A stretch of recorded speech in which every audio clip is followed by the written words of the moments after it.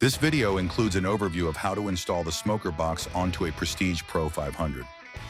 The smoker box is an optional accessory for the Prestige Pro 500 and a standard feature with the Prestige Pro 665.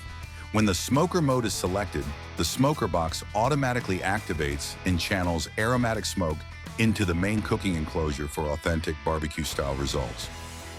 Before performing any service on the grill, ensure it is turned off, has had sufficient time to cool down, and it is disconnected from all electrical and fuel sources.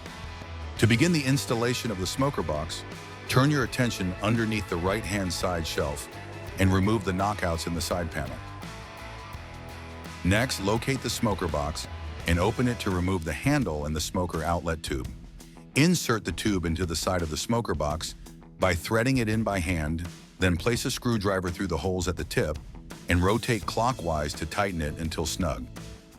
Next, turn your attention to the two screws on the smoker's front bracket and loosen them until they are protruding about 3 to 4 millimeters.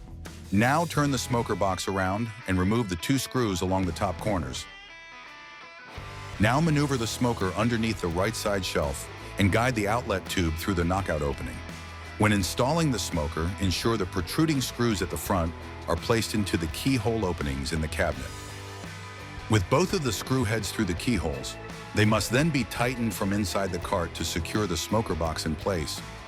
Locate the two tabs on the bottom of the side shelf and bend them down so the tab holes align with the ones on the smoker box. Using the previously removed screws, secure the top of the smoker box through the tabs to hold it in position. Now open the cabinet doors and locate the communication wire, bundled up in the top right-hand corner of the cabinet. Then free it from its bundle.